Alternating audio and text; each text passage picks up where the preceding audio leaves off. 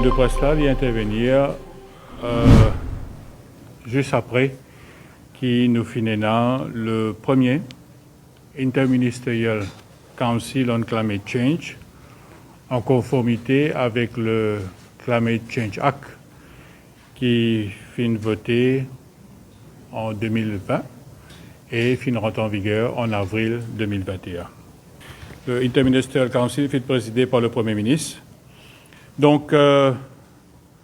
et ça a démontré aussi toute l'importance que le gouvernement mauricien attaché aux impacts énormes que le changement climatique représentait. Donc là, c'est une étape majeure qui pour accentuer nos efforts dans la lutte contre le changement climatique d'une façon cohérente, parce qu'il a nous dit et nous réitéré et nous dit haut et fort, c'est que le changement climatique touche tout secteur du pays. Et ça, il y a une portée économique très forte pour le pays. Ça, le travail que nous finissons de faire aujourd'hui là, les fins permettent nous approuver un document qui est très important, ce qui nous appelle nos contributions déterminées au niveau national, avec un objectif bien précis.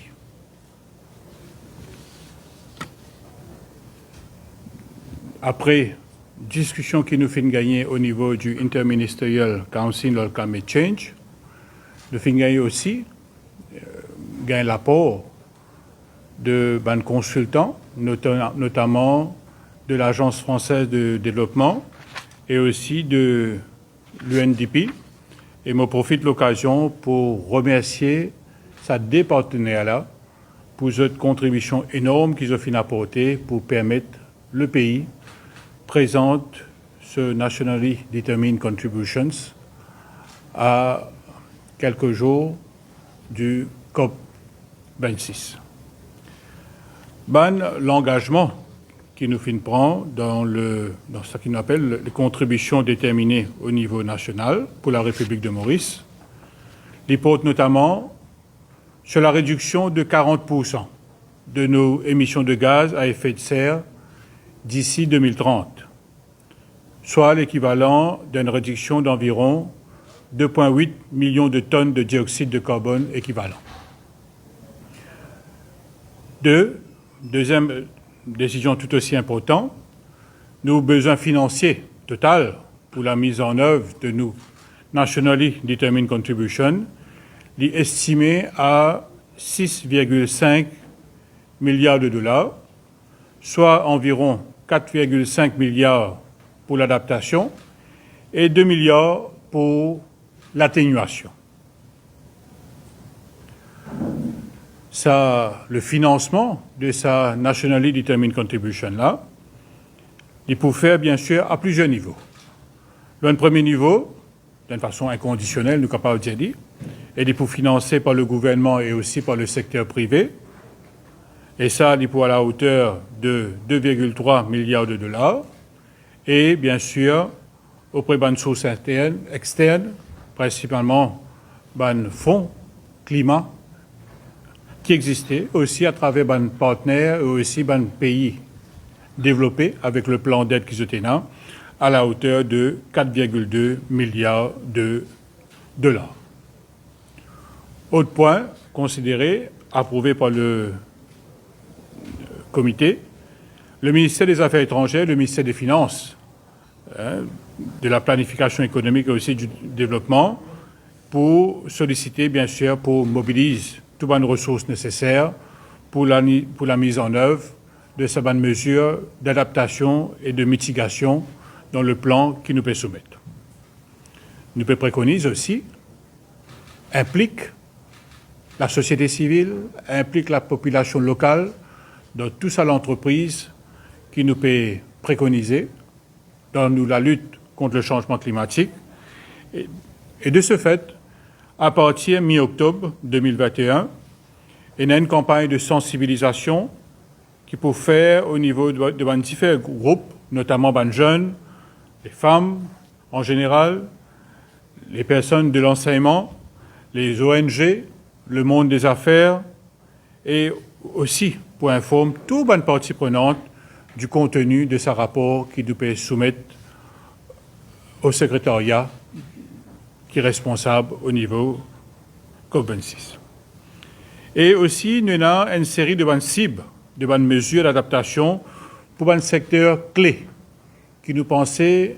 très concernés, directement concernés, notamment l'agriculture et la biodiversité marine et terrestre, et aussi un secteur qui est directement concerné avec la réduction des risques de catastrophes, gestion des bonnes zones côtières, qui est extrêmement vulnérable à Maurice, le secteur de la pêche, l'économie bleue, la santé, le tourisme, l'eau, la gestion de l'eau en général, et aussi prenons en considération que les femmes sont directement concernées dans la lutte contre le changement climatique, et ce qui fait que dans toute sa question d'éducation, de la protection sociale, comme on dit, il y a un secteur qui est directement concerné par mitigation, adaptation, mais il y a un cross-cutting issues tels que le gender issues, l'éducation et sociale, et ça, les concerner tel que ce soit au niveau mitigation, et les concerner aussi que ce soit aussi au niveau de mesures d'adaptation. Le ministère de l'Environnement et de Gestion des déchets solides et changement climatique pour aussi, et procède aussi à la finalisation de son plan d'action. Et toujours avec nos bons partenaires de l'Agence française de développement et aussi de l'UNDP. Tout le ministère concerné a l'obligation pour intégrer dans ce bon projet, dans ce bonne activité, tout ça qui nous fait décider en termes de bonne nationally determined contribution. Et ça, il est pas applicable, que ce soit dans ce plan d'action, dans cette politique en général, dans cette stratégie sectorielle, et ça, il est important à nos niveaux, au niveau de sa comité Interministerial Council on Climate Change, la responsabilité, selon le Climate Change Act, il y a la responsabilité pour assurer que chaque ministère peut intégrer dans ce plan d'action toutes bonnes mesures qui sont préconisées aujourd'hui. Et la procédure aujourd'hui, une fois que nous finissons par l'étape du Interministerial Council, l'IMO responsabilité en tant que ministre de l'Environnement apporte le document dans le cabinet ministériel qui est prévu pour vendredi prochain, pour qu'il nous gagne, bien sûr, l'aval du cabinet ministériel. Et donc, une fois qu'il se sera fait, donc avant la date butoir du 12 octobre 2021, nous pourrons soumettre au secrétariat de la Convention cadre des Nations Unies sur le changement climatique tous nos objectifs nationaux, qu'on appelle le CDN, qui sont préconisés aujourd'hui. Aussi, autre décision importante qui sont considérée par le Interministerial Council aujourd'hui. À titre de rappel, le secrétaire général des Nations Unies, Antonio Guterres, s'y recommandé le 12 décembre 2020 lors d'un sommet Ambition Climat, qui tout bon pays est capable de déclarer un état d'urgence climatique jusqu'à ce que le monde atteigne la neutralité carbone. Zéro émission de dioxyde de carbone. Et ça demande-là fin de faire en raison d'une tendance croissante à l'aggravation des bons impacts au changement climatique, notamment par l'utilisation exagérée de ce qu'on appelle le fossil fuel, et aussi par rapport avec l'émission de plus en plus grave de bonnes émissions en CO2. Et ça nous fait trouver surtout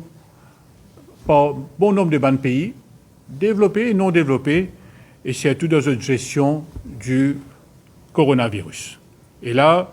ça, l'appel du secrétaire général des Nations Unies, M. Antonio Guterres, c'est un appel qui fait entendre pas moins que 43 pays et aujourd'hui, le Interministerial Council, présidé par le Premier ministre, fin demander à ce qui l'île Maurice aussi, partie prenante dans l'initiative qui fin lancée par le secrétaire général des Nations Unies, Antonio Guterres, pour déclarer un état d'urgence climatique. Bon, pour dire quelques-uns aussi de les autres items qui tiennent à l'agenda du comité aujourd'hui. Et là, il est important qu'il nous dise, tout ça qu'il nous peut faire aujourd'hui, il est en conformité surtout parce qu'il nous est un des premiers signataires de l'accord de Paris qui s'est signé en 2015. Et là, je cite l'article 4 de l'accord de Paris qui exige que tout bonne partie qui ont besoin formule, communique une stratégie de développement à long terme pour venir démontrer comment je peux réduire cette émission de gaz à effet de serre. Et là, dans ce contexte-là, Maurice fin recevoir une aide financière à la hauteur de 1,1 million d'euros du gouvernement français à travers l'Agence française de développement pour développer une stratégie à long terme jusqu'en 2050 dans un secteur, principalement le tourisme et l'agriculture en ce qui concerne l'adaptation et l'énergie et les transports en ce qui concerne les mesures d'atténuation. Aussi, autre obligation qui Maurice a, qui, en conformité avec l'article 4 et 12 de la Convention 4 des Nations Unies sur le changement climatique, qui tout bonne partie de tenir à communiquer tous les 4 ans un rapport national sur le changement climatique, aussi une mise à jour biennale des inventaires nationaux de surtout qui concerne le gaz à effet de serre et aussi une mesure d'atténuation. Et pour la préparation de ce rapport biennal-là, Maurice fin recevoir 352 000 $ du Fonds mondial pour l'environnement à travers le programme des Nations Unies pour l'environnement. Et le rapport, donc, est finalisé d'ici fin décembre de cette année. En ce qui concerne la 4e communication nationale qui Maurice vise à faire, nous recevoir un financement à la hauteur de 500 000 $ du Fonds mondial pour l'environnement par l'intermédiaire du programme des Nations Unies pour l'environnement. Et ensuite de ce rapport-là, il y a aussi une autre initiative qui Maurice partie prenante, ce qu'il nous appelle le renforcement des capacités pour la transparence, ce qu'il nous appelle le CBIT, et qui est présenté au Conseil aujourd'hui. Et ça est toujours en conformité avec l'accord de Paris. Et là, le pays, à travers le Fonds mondial pour l'environnement, nous sécurise une somme d'environ 1,27 million de $, et ça, l'IP est financé par le programme des Nations Unies pour le développement. L'objectif, c'est avant tout pour renforcer nos bonnes capacités nationales, nos capacités techniques et aussi institutionnelles. Et ça, il peut permettre nous de faire un inventaire en toute transparence de nos émissions de gaz à effet de serre et aussi de définir un facteur d'émissions spécifiques pour le pays. Bon, ma grande satisfaction aujourd'hui, qui sa première session du Conseil interministériel du changement climatique finit à lieu à quelques jours de nos soumissions de nos rapports au secrétariat. Et là, donc, à un mois du COP26, qui peut avoir lieu, je vous rappelle les amis de la presse aujourd'hui, qui peut avoir lieu au mois de novembre à Glasgow. Donc, le Premier ministre, personnellement, est pour présent à travers une délégation qui peut avoir lieu au tout début du mois de novembre pour le sommet des dirigeants mondiaux. Et moi, bien sûr, en tant que ministre de l'Environnement, pour faire partie de la délégation mauricienne pour toute la séance qui prendra lieu en ce qui concerne COP26.